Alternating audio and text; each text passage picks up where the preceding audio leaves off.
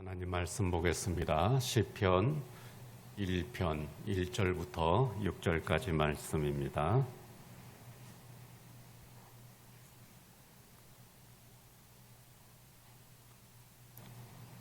시편 1편 1절부터 6절까지 우리 다 같이 한 목소리로 함께 읽겠습니다.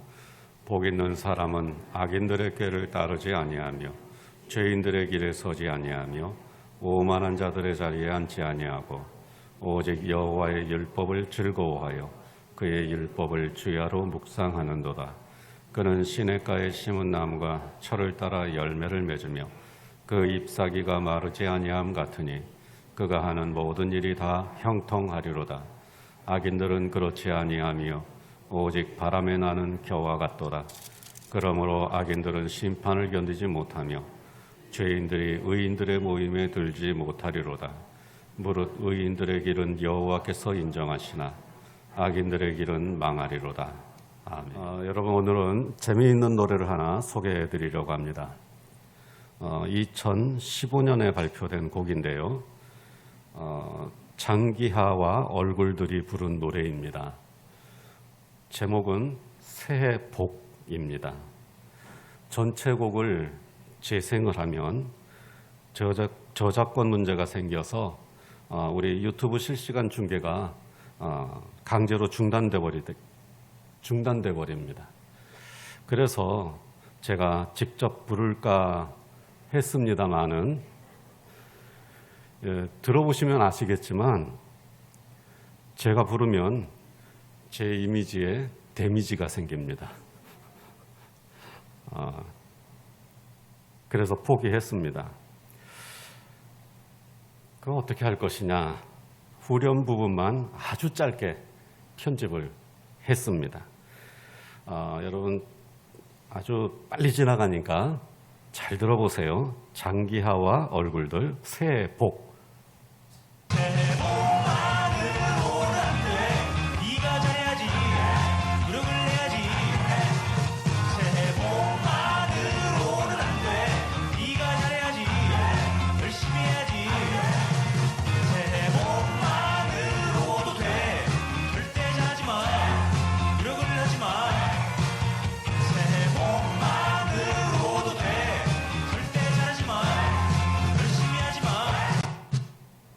네, 노래 재밌죠? 나온 지 오래됐는데 한 번도 안 들어보셨죠? 네, 저도 이번에 처제가 보내줘가지고 처음 알았어요. 네, 어쨌든 노래가 굉장히 재밌는데 이 장기하 가수가 만든 노래가 재밌는 노래가 많아요. 그런데 이 노래도 재미는 있는데 저는 1절 그 가사와 후렴을 들으면서 고개가 끄덕여지더라고요. 새해 복만으로는 안 돼. 네가 잘해야 돼. 그렇잖아요. 그렇죠? 그게 맞는 말인 것 같더라고요. 그런데 2절을 들어보니까 이건 뭐지? 헷갈리는 거예요. 새해 복만으로도 돼? 절대 잘하지 마. 네. 노력하지 마. 그러는 거예요. 여러분, 1절이 좋으세요? 2절이 좋으세요? 네? 1절이 좋아요? 열심히 노력하면서 살고 싶어요? 아니면 새해 복만으로도 되니까 복 많이 받아가지고 절대 잘하지도 않아도 되고 열심히 노력하지 않아도 되고 그냥 잘 사는 게 좋아요. 어떤 게 좋습니까? 네, 대답하기가 어렵죠? 1절을 들었을 때는 고개가 끄덕여졌는데 저 같은 경우는요, 2절을 들으니까 헛갈리는 거예요. 그러면 새해 복만으로는 안 된다는 겁니까? 아니면 새해 복만으로도 된다는 건가? 열심히 노력하고 잘 살아야 된다는 말인가? 아니면 노력하지도 말고 잘하지도 말라는 건가? 도대체 뭘 말하려는 건가? 굉장히 궁금했어요. 왜냐하면 1절하고 2절하고 막 정반대니까. 궁금해서 이 노래를 발표한 직후에 장기하 가수가 인터뷰를 한 게 있어요. 그 인터뷰 내용이 있길래 제가 봤더니 그 인터뷰 내용에 운칠기삼이라고 하는 중국 전설에 대해서 장기하 가수가 말을 해요. 운칠기삼, 운이 7이고 기술, 재능이나 능력이 3이다. 이게 중국 전설에 나온대요. 그 중국 전설에 의하면 전설입니다. 성경 말씀이 아니에요. 중국 전설에 의하면 운명의 신과 재능의 신이 술 마시기 시합을 했는데 운명의 신이 7잔을 마시고 재능의 신이 3잔을 마셨대요. 그래가지고 인생은 운이 7이고 능력이 3이 됐다는 겁니다. 전설입니다. 그런데 사실 우리 현실의 삶을 보면 열심히 노력 안 했는데도 운이 좋아가지고 잘 사는 것처럼 보이는 사람도 있죠. 네. 열심히 노력하면서 정말 능력도 있고 그런데 아무리 해도 이 사람은 운이 없어가지고 안 되는 것처럼 보이는 사람도 있죠. 가만 세상을 보면 정말 이 전설처럼 이 현실은 인간의 인생이라고 하는 걸 이 세상적인 시각으로 봤을 때는 정말 운이 7이고 능력이 3인 것 같다는 생각이 들 때가 많이 있어요. 네. 여러분 인정하십니까? 그러니까 답이 나와요. 뭡니까?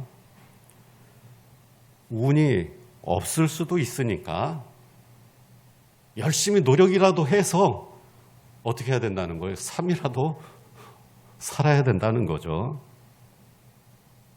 또 운이 좋은 사람은 노력하지 않아도 7은 되니까 적당히 절대 노력하지 말고 편하게 살으란 얘기죠. 그런데 운도 좋고 노력도 하면 어떻게 되죠? 10이 되는 거예요. 아주 신나는 일입니다. 하지만 운도 없고 노력도 안 하면 뭐예요? 꽝입니다. 그렇게 되면 정말 아주 인생이 그야말로 비참해지는 거예요. 그런데 여러분, 우리가 현실을 보면서 이런 것들을 충분히 이해는 하지만 안타까운 사실이 있는데 그게 뭔가 하면 운이 좋은 사람이 많습니까? 적습니까? 당연히 적죠. 적어도 아주 적어요. 운이 좋은 사람은 그렇게 많지 않습니다. 아주 소수입니다. 결국 운을 믿고 살면 잘해야 3이라는 거예요. 이 세상을 보면. 운을 믿으면서 살면 아무리 잘해야 3이에요. 어때요? 사람의 인생이 운에 달렸다면 잘해야 3인데 여러분 뭘 열심히 우리가 하면서 뭘 위해서 최선을 다하면서 열심히 살아야 될 이유가 어디 있겠어요? 사람의 인생이 운에 달렸다면 복을 빈들 무슨 소용이 있겠어요? 운 좋은 사람이 아주 소수인데. 사람의 인생이 운에 달렸다면 열심히 노력해도 3인데 뭐가 좋겠어요? 운 좋은 사람 말고는 모든 인생이 이래도 나쁘고 저래도 나빠요. 그러니 사람의 인생이 운에 달렸다면 이런들 어떻고 저런들 어떻겠습니까?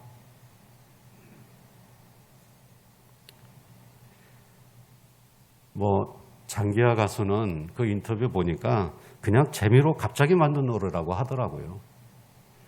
이 가수는 그냥 아무 생각 없이 재미로 만들었는데 제가 너무 깊이 생각해서 심각하게 얘기를 하는 건지 모르겠지만 제 생각에는 아마 이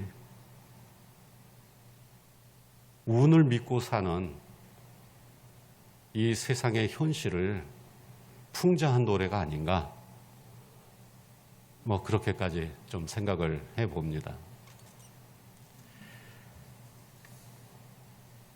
자, 새해가 되면 새해 복 많이 받으시라고 인사를 합니다. 저도 여러분에게 새해 복 많이 받으시라고 인사했죠. 여러분들도 저에게 새해 복 많이 받으시라고 인사를 했습니다. 자, 그렇게 우리가 이렇게 인사를 하면 새해 복 많이 받을 수 있을까요? 어떻습니까? 우리 인생이 운에 맡겨져 있다면, 우리가 서로 새해 복 많이 받으라고 한다고 해서 복 많이 받겠어요? 운은 그렇게 오지 않습니다. 운 좋은 사람은 아주 드물어요.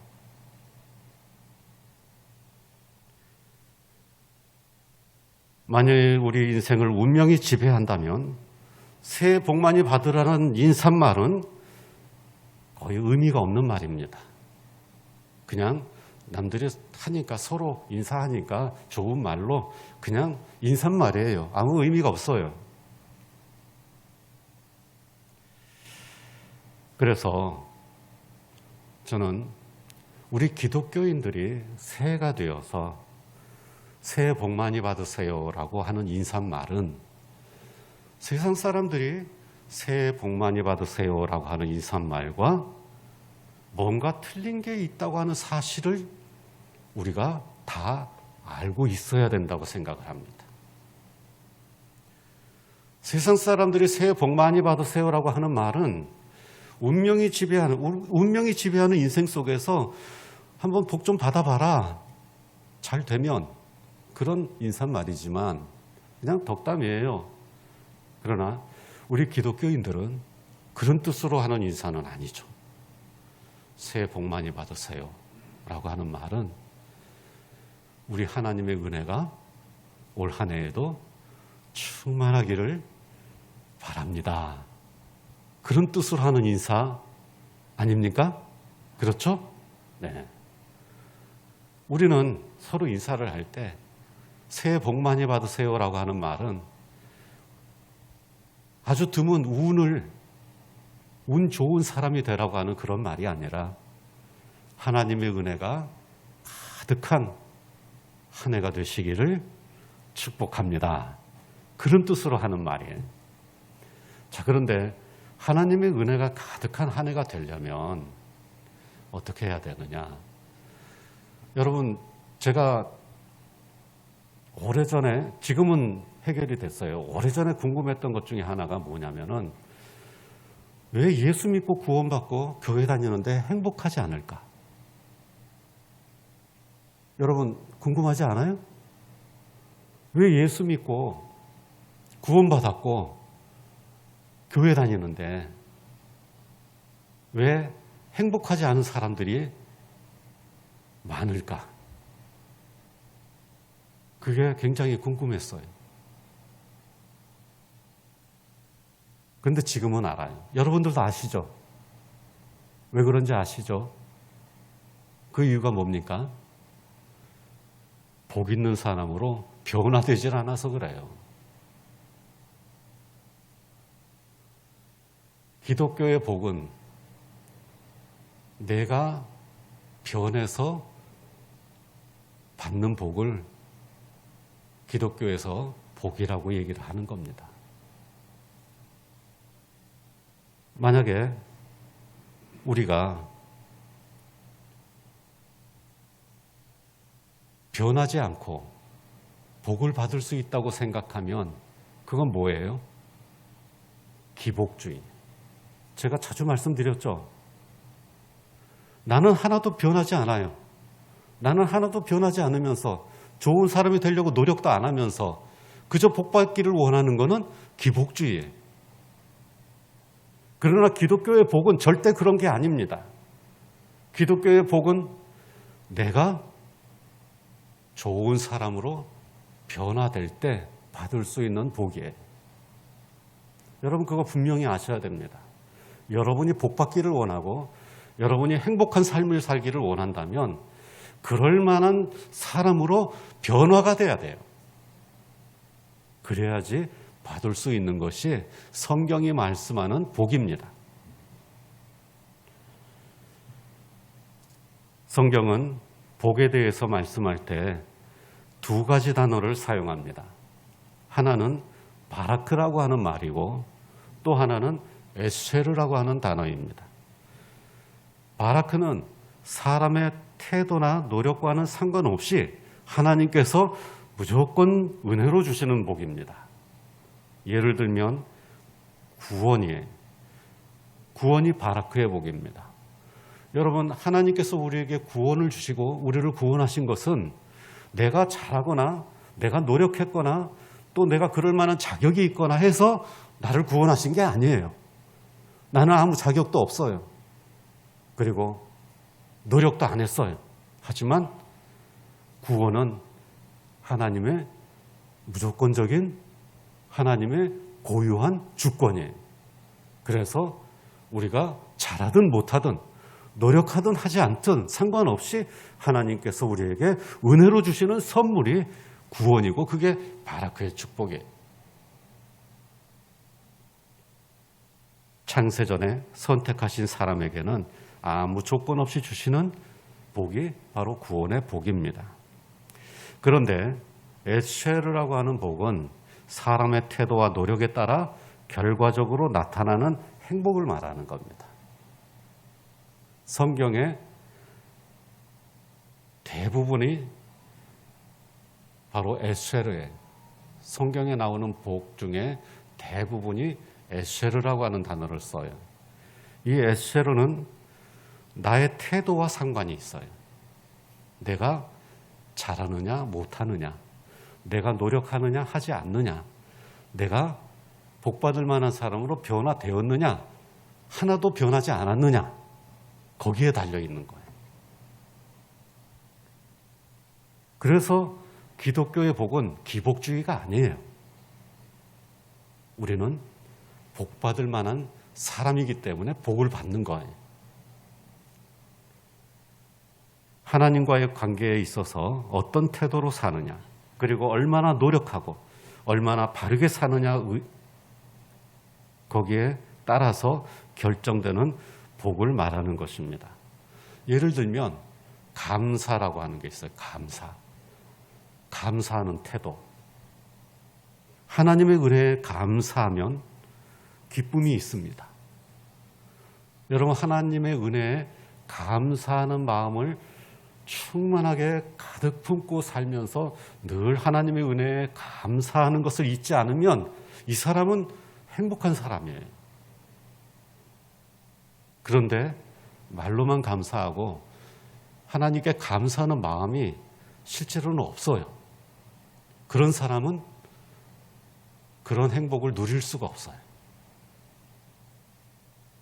또한 하나님의 은혜에 항상 감사하면 매사에 감사하는 태도를 가진 사람이 됩니다. 그래서 하나님께만 감사하는 게 아니라 사람들에게도 감사하는 마음이 늘 가득해요. 감사하는 태도를 가진 사람은 항상 기뻐하고 만족하고 또 사람들에게 감동을 줍니다. 그러면 사람들이 좋아합니다. 사람들은 대부분 감사하는 태도를 가진 사람을 좋아합니다. 여러분, 늘 감사하면서 기뻐하는 사람이 좋으세요? 아니면 늘 불평불만이 가득하고 얼굴 찡그리면서 사는 사람이 좋으세요? 당연히 늘 감사하면서 기뻐하는 사람이 좋죠. 어떤 사람하고 친구하고 싶으세요? 당연히 늘 감사하면서 기뻐하는 사람하고 친구하고 싶죠. 그래서 감사하는 태도를 가진 사람은 그렇지 않은 사람보다 더 친구가 많고 더 많은 도움을 받고 다른 사람에게 더 인정을 받습니다.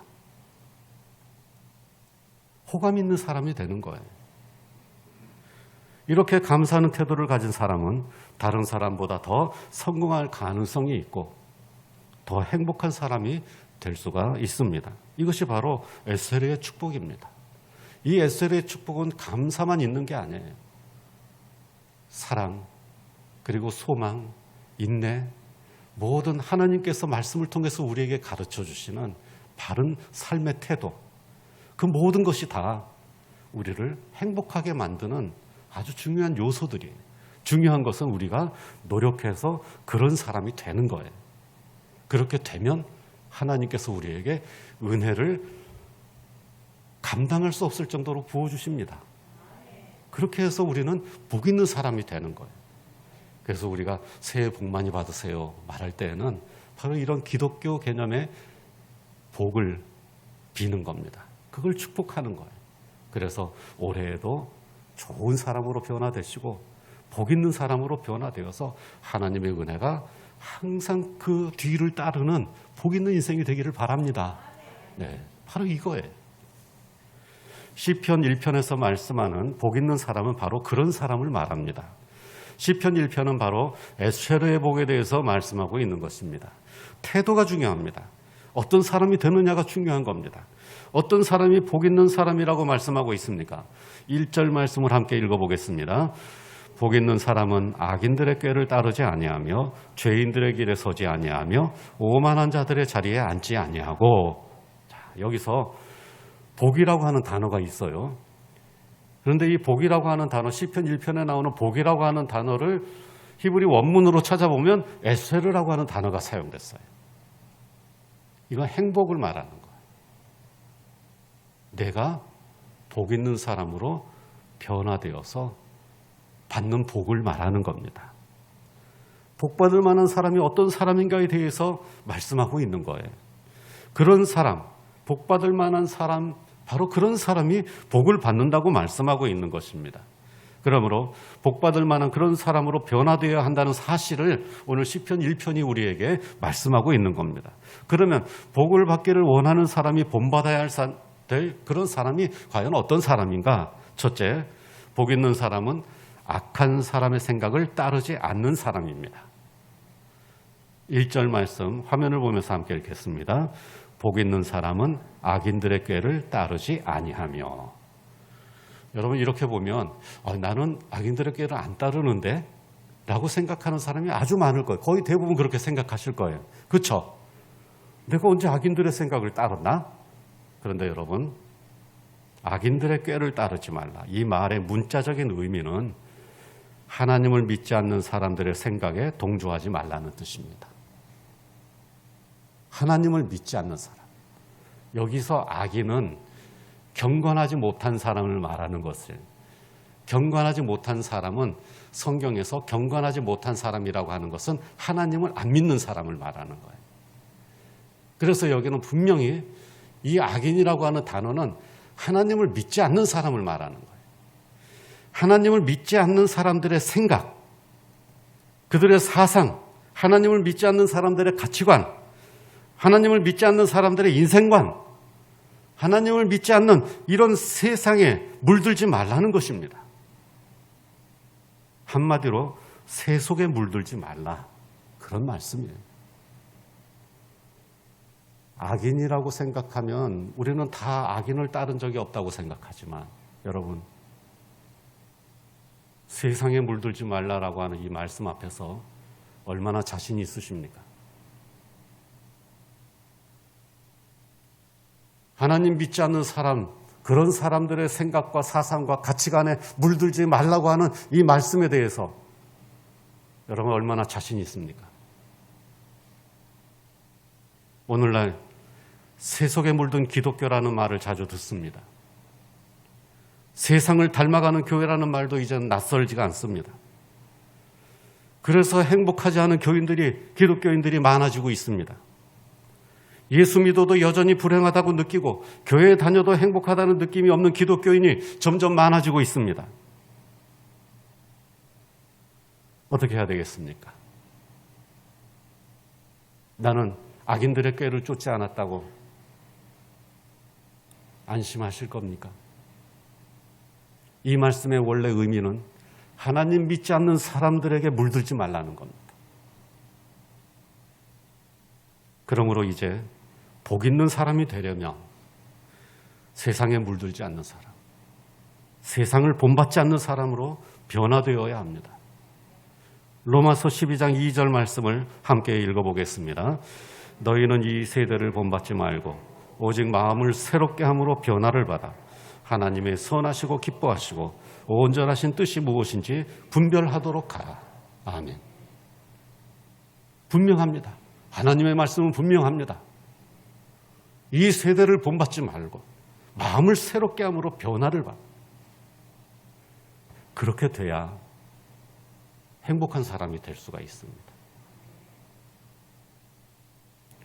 세상을 본받지 않는 심지 있는 신앙인이 되시기를 축원합니다. 마음을 새롭게 하여 변화되는 역사가 있기를 축복합니다. 하나님의 뜻을 분별하는 영적 지혜와 영적 안목이 있는 성도들이 되시기를 주의 이름으로 축원합니다. 두 번째는 복 있는 사람은 죄인의 길에 서지 않는 사람입니다. 1절 말씀을 화면을 보면서 함께 읽겠습니다. 복 있는 사람은 죄인들의 길에 서지 아니하며. 아멘. 죄인들의 길에 서지 말라. 여러분, 이 말씀도 여러분 죄인들의 길에 선 적이 있으세요? 없잖아요. 죄인들의 길에 서지 말라. 난 한 번도 죄인들하고 함께 해본 적이 없는데. 그런데 이 말의 문자적인 의미는 빗나간 사람과 동행하지 말라는 뜻입니다. 빗나가는 사람. 히브리어에서 죄라고 하는 단어는 빗나간 화살을 의미합니다. 관역을 못 맞추고 빗나가는 거예요. 또 쐈는데 또 빗나가요. 왜 그럴까요? 화살이 휘어져 있기 때문에 그래요. 이 휘어진 화살은 아무리 조준을 잘해도 빗나갑니다. 바로 그게 죄예요. 이 화살은, 빗나가는 화살은 이게 죄입니다. 죄인은 늘 빗나가는 사람을 말해요. 모든 사람들이 가는 길로 안 가고 빗나가는 겁니다. 삐뚤어 나가는 겁니다. 현대적으로 표현하면 탈선한 기차입니다. 궤도를 따라가지 않습니다. 법과 질서를 지키지 않습니다. 규칙과 질서를 무시합니다. 함께 약속하고 정한 것을 지키지 않습니다. 그저 혼자 잘났다고 그냥 빗나가는 거예요. 법과 질서를 지키지 않는 사람, 상식을 따르지 않는 사람, 이런 사람이 죄인입니다. 결국 죄인은 어떻게 됩니까? 5절 말씀을 함께 읽어보겠습니다. 그러므로 악인들은 심판을 견디지 못하며 죄인들은 의인들의 모임에 들지 못하리로다. 여기 죄인들이 의인의 모임에 들지 못한다고 하는 말은 의인들의 총회, 구원받은 사람, 하나님의 백성들의 총회에 들지 못한다는 말로서 구약적인 의미로 구원받지 못한다는 거예요. 죄인을 따라가다 보면 결국 구원의 자리에서 멀어지게 됩니다. 항상 빗나가는 거예요. 구원의 관역에 딱 들어맞을 수가 없어요. 왜냐하면 화살이 휘어져 있기 때문에. 이 사람은 휘어진 사람이라서, 삐뚤어진 사람이라서 구원의 관역에 가서 맞을 수가 없어요. 그냥 빗나가는 거예요. 그러므로 빗나간 사람과 동행하면 안 됩니다.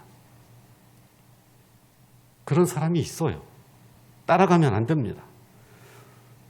제가 가끔 말씀드리는데 제가 초등학교 3학년 때 빗나간 아이들과 어울린 적이 있었습니다. 제가 초등학교 3학년 때만 빗나간 아이들하고 어울렸겠어요?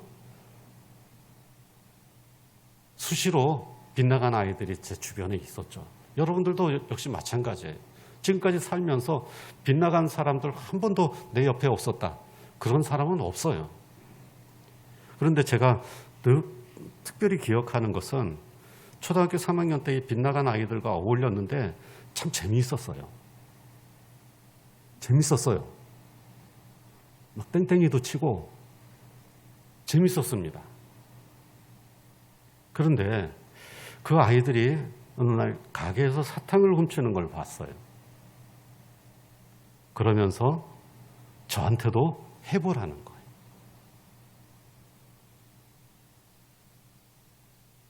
그래서 그 아이들과 어울리는 걸 중단했습니다.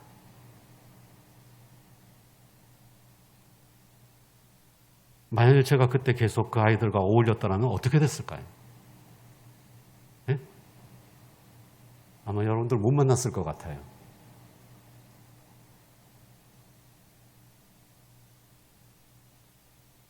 그러나 하나님께서는 저를 선택하셨고 구원받을 사람으로 정하셨기 때문에 빗나간 사람들과 어울리지 않도록 항상 보호해 주셨습니다. 그리고 또 빗나간 행동들도 가끔 했어요. 특히 청소년기 때 빗나간 행동들 했습니다. 그런데 이상해요. 제가 빗나가는 행동을, 삐뚤어진 행동을 할 때마다 남들은 안 걸리는데 저는 항상 걸렸어요. 중학교, 고등학교 때 학교에서 하지 말라는 거 있잖아요. 많이들 해요. 학교에서 정해놓은 규칙, 그런 것들 다 어겨요. 그런데 제가 어기면 저는 항상 걸렸어요. 학교에서 제일 무서운 선생님이 무슨 선생님이에요? 학생지도부 선생님.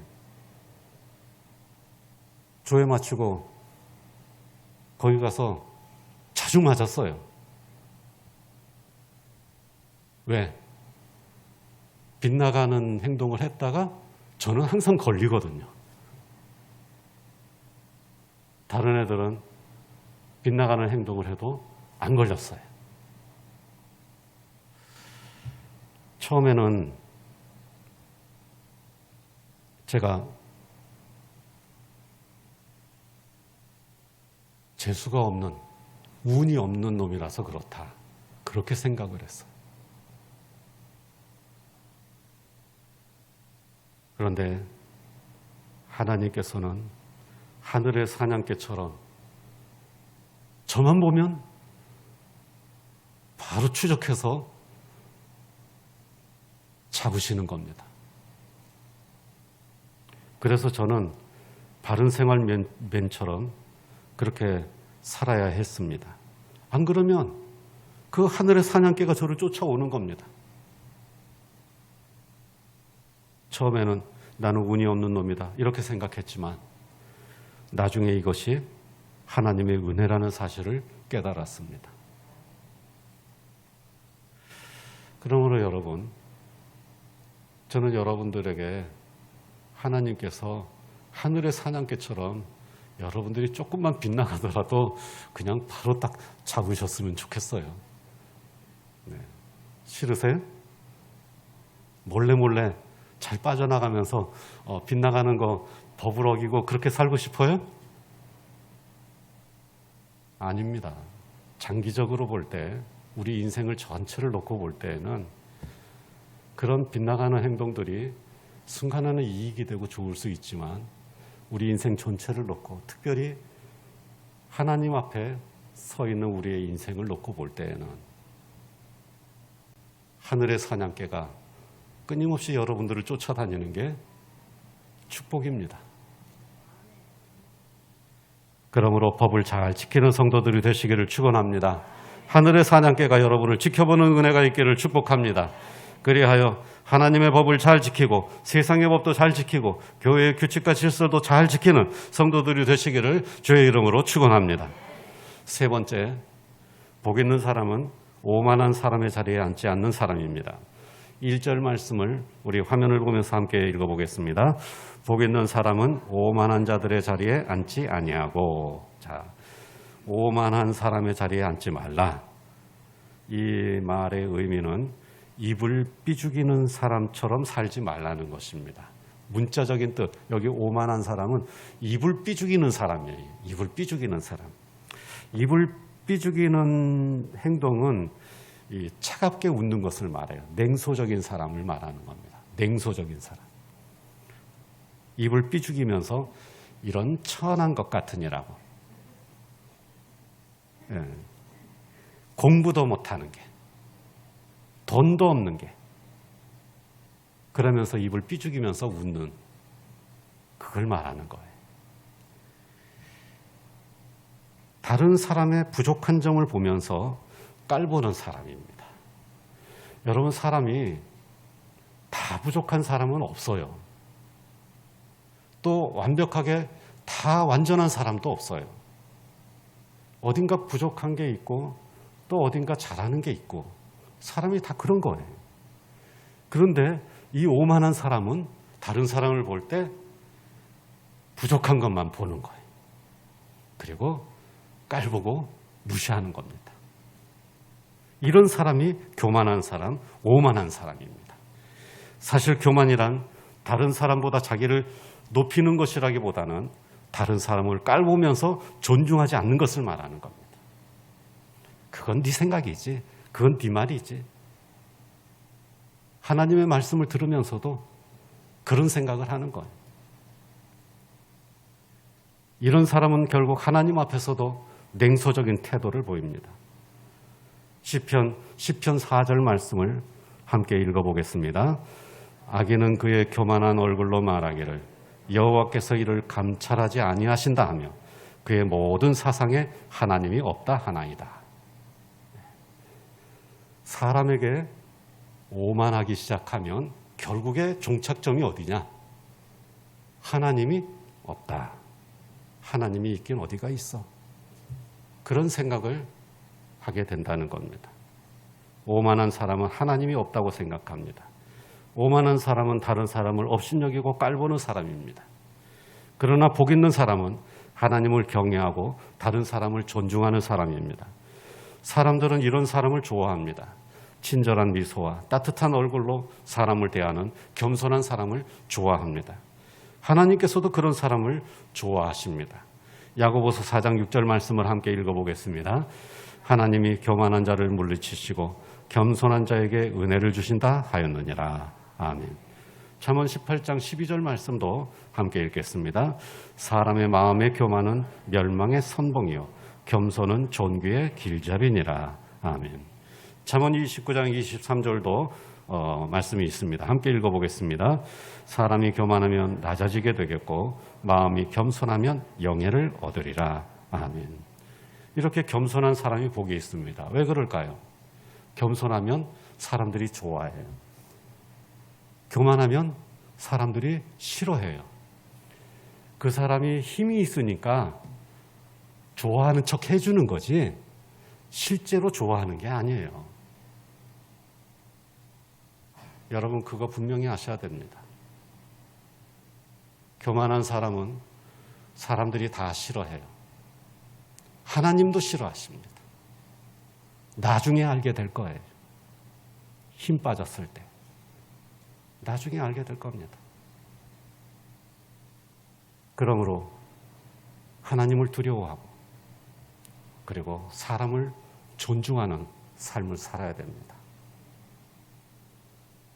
그래야 복 있는 사람이 될 수가 있어요. 그래야 내가 힘이 없을 때 누군가 나를 도와주는 거예요.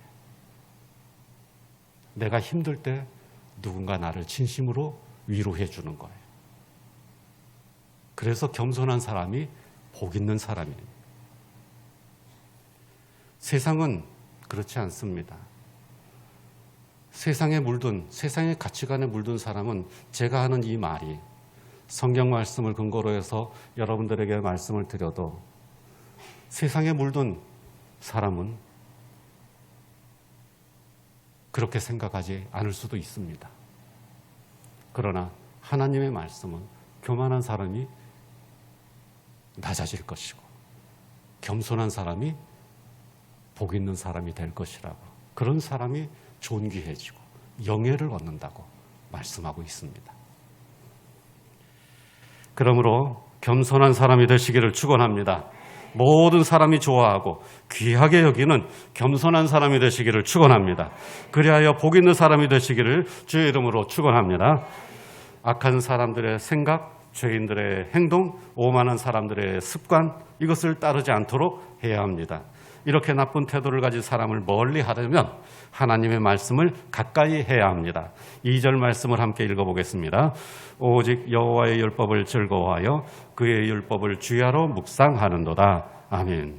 하나님의 말씀을 가까이 하여서 그 말씀을 마음에 새기고 묵상하면 하나님과 바른 관계를 가진 사람이 될 수가 있습니다. 이런 사람이 복 있는 사람입니다. 좋은 생각을 하고 바른 행동을 하고 겸손한 태도를 배우고 하나님과의 바른 관계를 가지는 그런 사람으로 변화될 때 우리는 하나님의 은혜가 충만한 삶을 살아갈 수가 있습니다. 하나님의 은혜가 그 사람을 계속 따라다닙니다. 그렇게 할 때 우리는 정말 복 있는 사람이 될 수가 있어요. 3절 말씀 함께 읽겠습니다. 그는 시냇가에 심은 나무가 철을 따라 열매를 맺으며 그 잎사귀가 마르지 아니함 같으니 그가 하는 모든 일이 다 형통하리로다. 아멘. 모든 일이 다 형통하리로다. 운이 좋아서가 아닙니다. 복을 받을 만한 사람이기 때문입니다. 그런 사람에게 하나님의 은혜가 함께 하시기 때문입니다. 하나님은 이런 사람을 좋아하십니다. 기독교의 복은 운이 좋아야 받는 복이 아닙니다. 기독교의 복은 내가 복 받을 만한 사람으로 변해야 받을 수 있는 복입니다. 기독교의 복은 네가 잘해야 돼. 그래야 받을 수 있는 복입니다. 그러므로 올해에도 복 있는 사람이 되시기를 축원합니다. 복 받을 만한 사람으로 변화되는 은혜가 있기를 축원합니다. 새해에는 이 세대를 본받지 말고 오직 마음을 새롭게 함으로 변화를 받아 복 있는 사람이 되시기를 축복합니다. 새해에는 하늘나라의 법칙을 잘 지키고 나라와 교회의 법과 질서도 잘 지켜서 복 있는 사람이 되시기를 축복합니다. 새해에는 하나님을 경외하고 이웃을 존중하는 겸손한 사람으로 변화되어 복 있는 사람이 되시기를 축복합니다. 그리하여 물가에 심은 나무처럼 철마다 열매를 맺고 가뭄에도 그 잎사귀가 마르지 아니하고 매사에 형통하는 하나님의 은혜가 있기를 주의 이름으로 축원합니다. 자, 그럼 여러분 그런 의미에서 새해 복 많이 받으시기를 바랍니다. 네, 기도하겠습니다. 하나님 감사합니다. 하나님께서 은혜 가운데 저희들을 불러주시고 복 있는 사람으로 살아갈 수 있도록 기회를 주셔서 감사합니다. 아버지 하나님, 저희들 이 세대를 본받지 아니하고 오직 마음을 새롭게 함으로 변화되는 복이 있게 하여 주옵소서. 하늘나라의 법과 세상의 나라의 교회의 법을 잘 지키는 복 있는 사람이 되게 하여 주옵소서. 하나님을 경외하고 이웃을 존중하는 겸손한 사람으로 변화되어 복 있는 사람이 되게 하여 주옵소서. 우리 모든 성도들 위해 은혜를 더하여 주시고 항상 하나님의 은혜가 따라다니는 복 있는 사람이 되게 하여 주옵소서. 우리 주 예수 그리스도 이름으로 기도하옵나이다. 아멘.